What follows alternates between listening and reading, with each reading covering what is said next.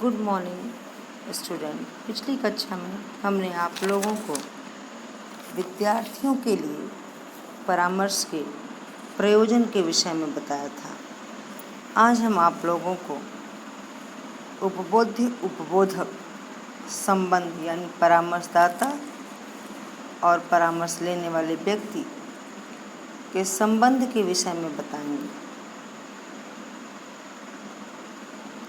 बच्चों,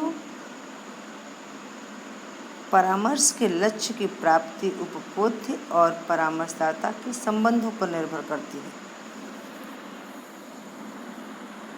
चूँकि आपसी संपर्क प्रधान साधन होता है, अतः उस संपर्क की सार्थकता के लिए उपबोध्य एवं परामर्शदाता दोनों को एक दूसरे को समझना होगा, एक दूसरे को आदर करना होगा और आदर की भावना रखनी होगी। यदि दोनों के संबंध अपेक्षित आधारों पर विकसित नहीं होते हैं तो परामर्श की प्रक्रिया सुचारू रूप से नहीं चल पाती है। परामर्श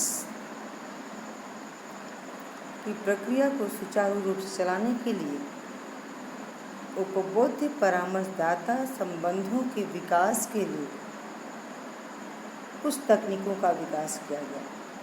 सामान्यतः ये तकनीकें मानवीय संबंधों के विकास पर बल देती हैं और मानवीय संबंधों के विकास की तकनीकों पर आधारित है। रोजर्स तथा बैलेन ने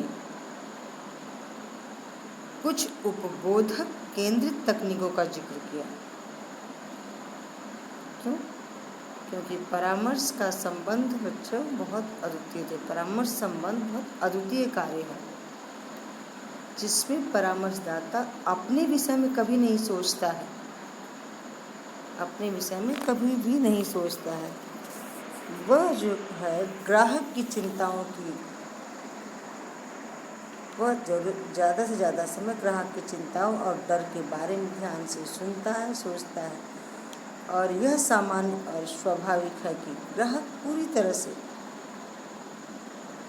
ध्यान केंद्रित करने वाले व्यक्ति के साथ संबंध को महसूस करेगा जो उसके जीवन के आदर्श के रूप में नहीं है। तो यहाँ कहने का तात्पर्य है कि इन दोनों का संबंध अच्छा होगा तभी जाकर परामर्श की सफलता होगी। परामर्शदाता में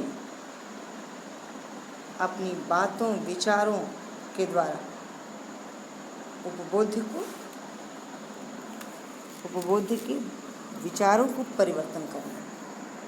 इसके लिए कुछ रोजर्स तथा बैलन ने कुछ उपबोधक केंद्रित तकनीकों का जिक्र किया। उसमें सबसे पहले आता है प्रश्न करना, अर्थात प्रश्नों का निर्माण इस प्रकार से किया जाए कि वे समस्या को गहराई से समझने में सहायक हो तथा समस्या के विस्तार एवं उसके कारण को समझने में सहायक हो। दूसरा आता है पुनराश्वासन अथवा प्रशंसा। परामर्श के द्वारा उपबोध्य अर्थात परामर्श लेने वाले व्यक्ति के विधेयात्मक जो सकारात्मक मूल्यांकन की दृष्टि, जो उसकी बातें सकारात्मक हैं, जो सही कह रहा है, जो दृष्टिकोण उसका सही है, उस दृष्टिकोण पे मूल्यांकन की दृष्टि से उसकी प्रशंसा करना एवं उसकी आत्मस्वीकृति में सहायता प्रदान करना चाहिए। आलोचना अथवा निषेधात्मक मूल्यांकन। कई बार ऐसा होता है कि वार्तालाप के दौरान उपबोध्य जो है वह नकारात्मक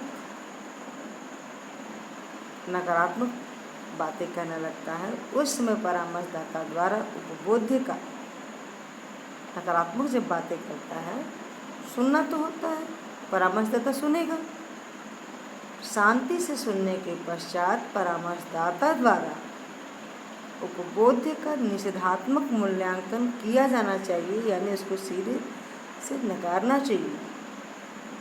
नहीं हो सकता है कि आपको समझने में गलती आए, लेकिन ऐसी बात होगी नहीं। इस तरह के शब्दों का प्रयोग करके उसे नकारना होगा।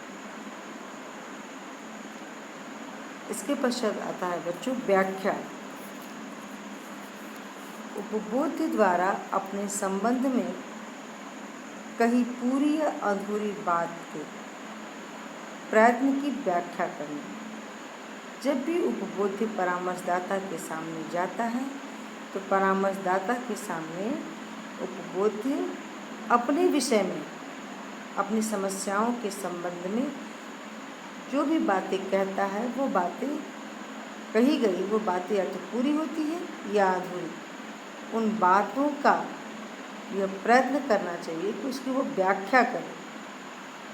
उपबोध्य को यह बताना होता है कि किस प्रकार के व्यवहार के बोध जब तक यह नहीं बताएगा कि किस प्रकार के व्यवहार के अनेक पक्ष एक दूसरे से संबंधित नहीं है। उपबोध्य को उन बातों का कार्य और कारण संबंध स्पष्ट करना जिन्हें उसने नहीं बताया। सभी बातों को तो कभी पूरी बात बताते, कभी अधूरी बातें बताता है, तो उनको उपबोध्य को यह बताना होगा कि किस व्यवहार के कारण वो एक पक्ष को रखा, दूसरे पक्ष का संबंध नहीं जोड़ा, और दूसरे पक्ष का संबंध नहीं जोड़ा तो उसका कार्य और कारण से संबंध क्या है उसको भी स्पष्ट करने की ज़रूरत है। इसके पश्चात आता है बच्चों सलाह एवं सुझाव। उन कार्यों एवं मार्गों का संकेत देना जिन्हें उपबोध्य को अपनाना है।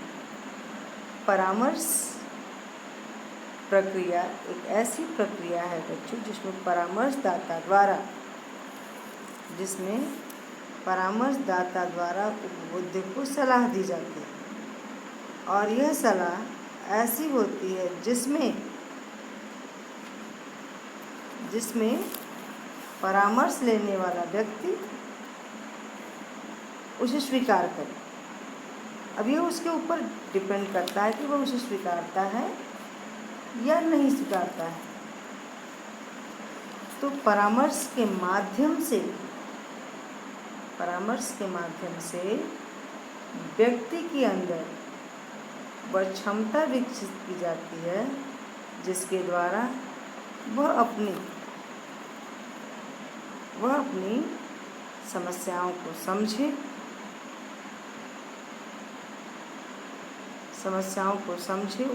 और उन समस्याओं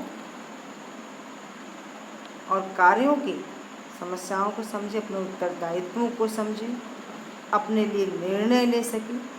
तो सलाह एवं सुझाव का उन कार्यों एवं मार्गों का संकेत देना है। सलाह सुझाव के माध्यम से परामर्शदाता उपबोध्य को उसकी सीमाओं, क्षमताओं, योग्यताओं एवं निर्णय लेने की क्षमताओं सलाह देता है, और सलाह के माध्यम से वह उन कार्यों एवं मार्गों के लिए संकेत प्रदान करता है जिन्हें उपबोध्य को अपनाना है, अथवा उन मानदंडों एवं दृष्टिकोण का निर्देशन प्रदान करना है जिसे उसे अपनाना चाहिए, जिससे उसका विकास संभव है। नेक्स्ट आता है बच्चों सहमति। परामर्शदाता के द्वारा सुझाए गए तत्वों एवं कार्यों को उपबोध्य किस लिए करे। जब परामर्शदाता उनको समझाता है कि आपको इस कार्य को इस ढंग से करना है, जो भी वर्ग अगर उसके व्यवसाय के मार्ग में उसको समस्या उत्पन्न हो रही है, समायोजन में समस्या उत्पन्न हो रही है, तो परामर्शदाता उसे समझाता है, और जब वो समझाता है उसके बताए गए मार्गों के द्वारा, तो वह यह भी बताता है उपबोध्य कि यह कार्य उसे किस लिए करना है। जिससे कि वो अपने व्यवसाय में समायोजन कर सके, लोगों से उसके व्यवहार अच्छे हों, उसकी समस्याओं का निदान हो, जिससे कि वो भविष्य में आगे बढ़ सके, उसका विकास हो। तो जब तक वो उपबोधि को किस लिए करे यह समझाएगा नहीं, तो यह समझाना और कतिपय ऐसे व्यक्तियों का उसे उदाहरण भी प्रस्तुत करना है जिसे अपनाकर वे व्यक्ति अपनी समस्याओं को दूर कर सकें। तो परामर्शकर्ता को कारण तो बताना है कि किस लिए इसे आपको अपनाना है, और साथ ही साथ उनको ऐसे उदाहरण पेश करना है बच्चों जिसके माध्यम से उनको यह पता चले कि अगर परामर्शदाता ने जिनको सलाह दिया वे इन सलाहों को अपनाकर, इन मार्गों को अपनाकर अपनी समस्याओं को दूर किए हैं। लास्ट का आता है परिचय। उपबोधियों के अनुभव को यह कहकर कि जैसा कि तुम अनुभव कर रहे हो मैंने भी ऐसा ही अनुभव किया। जब उपबोधि परामर्शदाता के पास जाता है अपनी समस्या को लेकर, जब वह समस्या को लेकर जाता है तो वह उनसे बातचीत करता है। बातचीत करने के दौरान कई बार ऐसा होता है कि परामर्श लेने वाला व्यक्ति अपने भौतिक परिवेश के साथ अनुकूलन स्थापित करने के लिए उसे बहुत कुछ सीखना पड़ता है, जिसमें उसे अपनी क्षमताओं योग्यताओं का विकास करना, समायोजन हेतु उसे बहुत कुछ सीखना पड़ता है।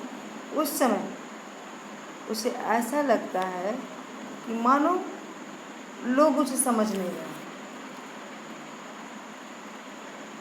वह अपनी बातों को परामर्शदाता के सामने प्रकट करता है। जब वो प्रकट करता है तो परामर्शदाता को कहना पड़ता है कि अरे आपके साथ ऐसा हुआ, ऐसा नहीं होना चाहिए। उसके अनुभव को सुनकर, जो अनुभव उसने किया उस अनुभव को सुनकर उन्हें कहना होगा आपके साथ ऐसा हुआ, ओहो ऐसा मेरे साथ भी हुआ, मैंने भी ऐसा ही अनुभव किया। इस तरीके से परिचय देना यानी आइडेंटिटी, ताकि उनको विश्वास हो जाए तो नहीं यह घटना मेरे साथ, ऐसी बात मैं ही नहीं अगला भी सोचता है। तो इस तरीके से उन लोगों में आपसी संबंध बनेगा और वो विश्वास की स्थिति उत्पन्न होगी। बच्चों, उपबोध्य को दृष्टि में रखते हुए परामर्शदाता को जिन तकनीकों का प्रयोग करना चाहिए वे तकनीकें विभिन्न प्रकार की होती हैं। तो सबसे पहले अनुभूति का प्रकाशन। अनुभूति, जैसा कि आप इसके शब्द से ही अर्थ का बोध हो रहा है और आप समझ रहे होंगे। अनुभूति यानी जो कुछ भी आपने अनुभव किया, जो फीलिंग्स। अनुभूति यानी जो कुछ भी आपने महसूस किया उसे अनुभूति हम कहते हैं। और प्रायः अभिव्यक्ति की कठिनाई के कारण, प्रायः अपने विचारों को प्रकट न कर पाने की कठिनाई के कारण उपबोधि यानी परामर्श लेने वाले व्यक्ति अपने को ठीक प्रकार से परामर्शदाता को समझा नहीं पाते हैं। ऐसी स्थिति में परामर्शदाता को चाहिए और परामर्शदाता का यह कर्तव्य है कि वह उपबोध्य द्वारा व्यक्त विचारों में से मूल विचार, जो मूल तथ्य है, मूल विचारों को सरल एवं नवीन शब्दावली में व्यक्त कर दे। और जब सरल एवं नवीन शब्दावली में वो व्यक्त करते हैं तो इस प्रकार से विचारों का यह ताज़ा प्रकाशन विचारों का यह ताज़ा प्रकाशन जो नवीन एवं सरल शब्द प्राप्त है, उपबोध्य को अपने को और अच्छी तरह से समझने में सहायता प्रदान करता है। परामर्शदाता इस प्रकार यह दिखा सकता है कि उपबोध्य की बात को परामर्शदाता समझ रहा है। इस तरीके से जब उपबोध्य अपनी बातों को रखता है, अपने विचारों को रखता है, तो कभी कभी वो पूर्णतः अपने विचारों मूल रूप से अपने विचारों को नहीं रख पाता है। ऐसी स्थिति में उसने जो कुछ भी जितनी भी बातें कही हैं, उन बातों में से मूल बातों को लेकर एक सरल एवं नवीन शब्दावली से उसे व्यक्त करना चाहिए। जब नवीन और सरल शब्दावली से व्यक्त करता है तो वह नवीन शब्द उपबोध्य को अपने विषय में और ज़्यादा समझने में सहायता प्रदान करती है। और जब उसे समझने में सहायता मिलता है तब वह यह सोचता है कि परामर्शदाता के द्वारा इस प्रकार के किए गए व्यवहार एवं कार्य के कारण उपबोध्य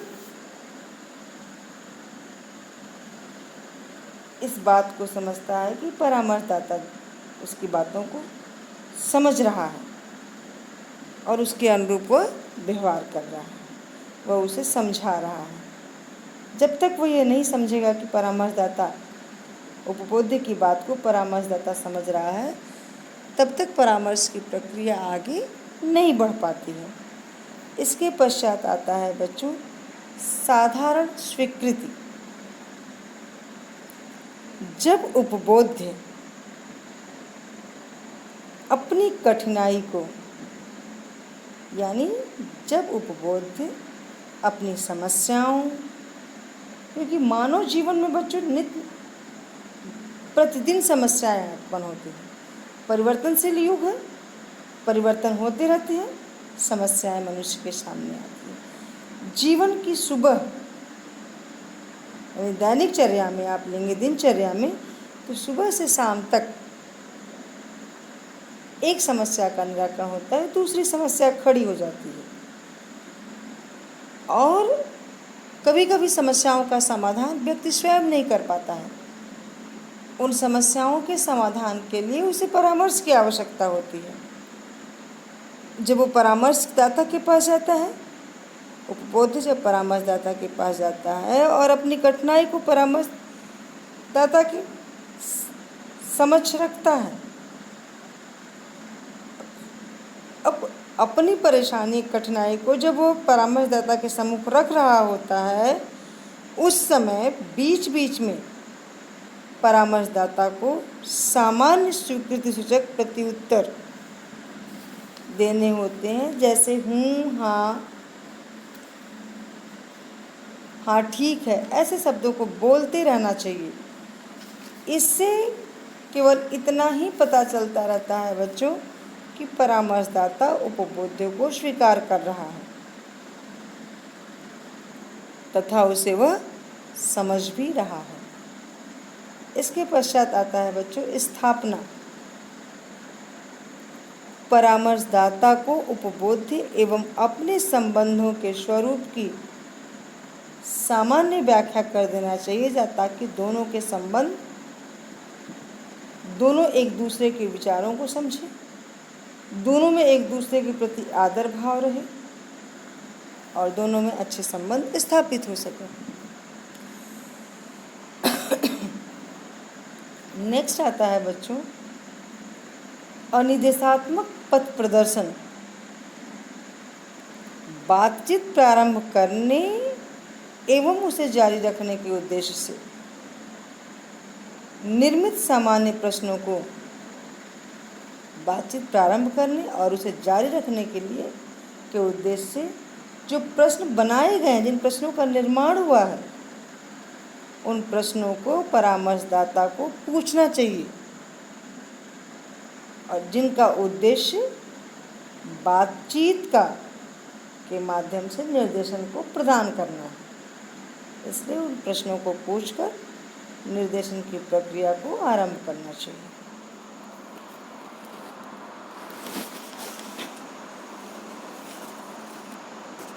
परामर्शदाता उपबोध्य के संबंध को बनाए रखने और उनको दृष्टिगत रखते हुए परामर्शदाता को जिन तकनीकों का प्रयोग करना था वो तकनीकें 4 प्रकार की थी। अनुभूतियों का प्रकाशन, साधारण स्वीकृति, स्थापना और अनिर्देशात्मक पथ प्रदर्शन। इसके पश्चात आता है बच्चों परामर्शगत अनुभव। इसके पश्चात क्या आता है? परामर्शगत अनुभव। परामर्श के प्रक्रम में परामर्शदाता को बीच बीच में अनेक अनुभवों से गुजरना पड़ता है और ये अनुभव बच्चों परामर्श जब एक परामर्शदाता जब परामर्श प्रदान करता है, परामर्श देता है, तो परामर्शदाता को बीच बीच में उसे अनेक अनुभवों से गुजरना होता है। ये अनुभव सार्थक भी हो सकते हैं एवं इनको उपयोगी भी बनाया जा सकता है। ये सकारात्मक भी हो सकते हैं और नकारात्मक भी हो सकते हैं। दोनों दृष्टिकोणों को हम लेकर चल सकते हैं। इसके लिए परामर्शदाता को परामर्श से पूर्व उसके लिए अपेक्षित तैयारी कर लेनी होगी। क्यों? क्योंकि परामर्शदाता को उपबोध्य की समस्या से संबंधित अथवा उपबोध्य के विषय में आवश्यक आंकड़े एवं पूर्व जानकारी उपलब्ध होनी चाहिए। यह कार्य उनको परामर्श कार्य से पहले ही उपबोध्य के विषय में संपूर्ण जानकारी इकट्ठी कर लेनी चाहिए। जहाँ उपबोध्य एवं परामर्शदाता मिल रहे हैं वहाँ पर किसी भी प्रकार का शोर या बाहरी हस्तक्षेप नहीं होनी चाहिए। इन सभी बातों का ध्यान परामर्शदाता को अपने कार्य करने, परामर्श देने से पूर्व ध्यान देना है। क्यों? क्योंकि परामर्श प्रक्रिया से पूर्व उपबोध्य व उपबोधक में सामरस्य स्थापित करना भी वांछनीय है। सामरस्य का मतलब समझते हैं आप? रिपोर्ट स्थापित करना भी आवश्यक होता है।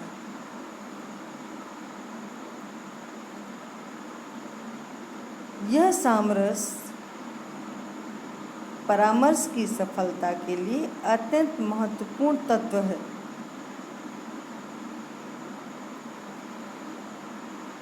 सामरस्य के स्वरूप को स्पष्ट करते हुए D.S.R. विकिल ने लिखा कि सामरस्य की स्थिति को उपबोध्य एवं उपबोधक के बीच विकसित आदर्श संबंध कहा जा सकता है।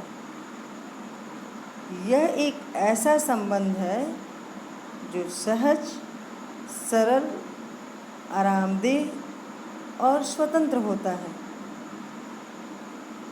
जहाँ प्रत्येक व्यक्ति ईमानदार है। परामर्श लेने वाला भी व्यक्ति ईमानदार है और परामर्श देने वाला भी एक ईमानदारी के साथ अपनी समस्याओं के विषय में बताता है, अपने जीवन के अनुभवों के विषय में बताता है, अपने व्यक्तिगत पृष्ठभूमि के विषय में बताता है, अपनी संपूर्ण कुंठा को, निराशा को वो परामर्शदाता के सामने व्यक्त करता है बहुत ईमानदारी के साथ। और उतनी ही ईमानदारी के साथ बच्चों परामर्शदाता उनकी गोपनीय बातों को, उनके व्यक्तिगत जीवन की गोपनीय बातों को छुपाए रखते हैं, जिससे कि उनका विश्वास बने रहे और बहुत ईमानदारी के साथ उनकी समस्या के समाधान एवं निराकरण करने का प्रयत्न करते हैं।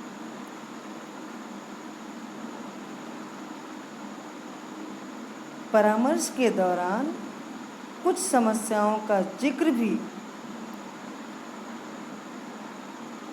विकील ने किया है। इन समस्याओं को दूर करने के लिए परामर्शदाता को निम्नलिखित बातों पर ध्यान रखना आवश्यक होता है। तो परामर्श के दौरान परामर्श प्रदान करते समय जो भी समस्याएं आती हैं उन समस्याओं का जिक्र भी विकील ने किया और इन समस्याओं को दूर करने के लिए परामर्शदाता को कुछ बातों पर विशेष ध्यान देना होता है, जैसे प्रतिमा निर्माण। उपबोध्य परामर्शदाता की एक प्रतिमा अपने मन में निर्मित कर लेता है। परामर्श के दौरान उपबोध्य अपनी उस निर्मित प्रतिमा से परामर्शदाता की परख करता है और देखता है कि परामर्शदाता उसके द्वारा निर्मित प्रतिमा से साम्य रखता है या वैषम्य। उपबोध की निर्मित प्रतिमा अच्छी भी हो सकती है और बुरी। बच्चों, आप सभी विद्यालय आते हो, पढ़ने जाते हो। आप किसी के विषय में भी अपने दिमाग में एक प्रतिमा बना लेते हैं, चाहे वह आपकी अध्यापिका हो, चाहे वह आपके फ्रेंड हो, एनीथिंग, कोई भी। आप जब एक प्रतिमा बना लेते हैं और प्रतिमा मन में जब निर्मित हो जाती है तो आप उस व्यक्ति की परख भी उसी प्रतिमा के आधार पर करते हैं। अब जो आपने प्रतिमा बनाया हो, अच्छी प्रतिमा बनाई होगी तो अच्छा आकलन करेंगे, बुरा प्रतिमा बनाए होंगे तो बुरा आकलन करेंगे। एक अध्यापिका जब कक्षा में जाती है पढ़ाने और जब नए बच्चे आते हैं तो वो एक इमेज बनाए रहते हैं, इमेज यानी प्रतिमा बनाए रहते हैं। उस प्रतिमा के आधार पे, उस मॉडल के आधार पे ही वह उस टीचर में कुछ क्वालिटियों को देखना चाहते हैं, कुछ योग्यताओं को देखना चाहते हैं। अगर वह सकारात्मक प्रतिमा बनाए हैं तो सकारात्मक योग्यता को देखना चाहते हैं, और अगर वह नकारात्मक प्रतिमा बनाए हैं तो वह सकारात्मक बातों को भी नकारात्मक दृष्टिकोण से देखते हैं। ठीक उसी प्रकार से उपबोध्य यानी परामर्श लेने वाला व्यक्ति भी परामर्शदाता की एक प्रतिमा अपने मन में पहले से ही निर्मित कर लिया है। अब जब परामर्शदाता परामर्श प्रदान करता है तो परामर्श के दौरान उपबोध्य अपनी उस निर्मित प्रतिमा के आधार पर परामर्शदाता की परख करता है और वह यह देखना चाहता है कि परामर्शदाता उसके द्वारा निर्मित प्रतिमा के अनुरूप है या नहीं। अब यह निर्मित प्रतिमा से साम्य रखता है, निर्मित प्रतिमा जैसा है या नहीं है।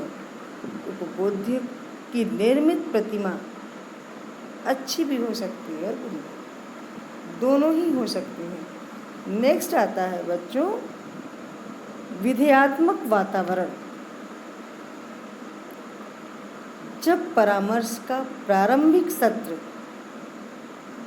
ही उसका अंतिम सत्र भी हो, तब परामर्शदाता यह मानकर चल सकता है कि प्रथम सत्र का प्रमुख कार्य एक ऐसा विधेयात्मक वातावरण उत्पन्न करना है जिससे उपबोध्य अपनी समस्याओं के संबंध में और आगे विचार करने के लिए फिर आना चाहे। कभी कभी ऐसा होता है कि परामर्श लेने जो व्यक्ति आया है परामर्शदाता के पास, वो पहले ही सत्र में, पहली ही साक्षात्कार, पहली ही बैठक में अपनी समस्या के समाधान तक पहुंचना चाहता है। उसकी बातचीत, उसके वार्तालाप के दौरान परामर्शदाता को यह पता लग जाता है कि यह जो है प्रारंभिक सत्र ही उसका अंतिम सत्र है। तब ऐसी स्थिति में परामर्शदाता जो है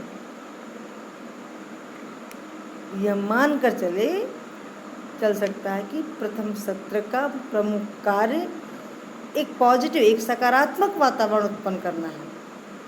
प्रथम सत्र में ही एक सकारात्मक वातावरण उत्पन्न करना है उपबोध्य के प्रति, जिससे कि उपबोध्य अपनी समस्या के संबंध में आगे भी विचार करने के लिए फिर आना चाहे। जो पहला सत्र अंतिम सत्र है उसको वह अंतिम सत्र के रूप में नहीं, सकारात्मक विचार प्रकट करके उपबोध्य को दोबारा आने के लिए प्रेरित कर सकता है। उपबोध्य से संबंध परामर्शदाता को उपबोध्य को यह अनुभव करा देना चाहिए कि अन्य सत्रों की भांति प्रारंभिक सत्र का संबंध उपबोध्य से। परामर्शदाता को परामर्श लेने वाले जो व्यक्ति है उसको इस बात का ज्ञान करा देना चाहिए कि जैसे अन्य सत्रों की भांति प्रारंभिक सत्र का संबंध भी उपबोध्य से है, परामर्शदाता से नहीं है। वास्तव में उपबोध्य ही परामर्श का केंद्र बिंदु होता है, परामर्शदाता केंद्र बिंदु नहीं होता है, बल्कि उपबोध्य ही परामर्श का केंद्र बिंदु होता है। नेक्स्ट आता है बच्चों आत्मविवेक। यदि परामर्शदाता का लक्ष्य कम से कम सही मानवीय संबंध स्थापित करना ही हो तो उसे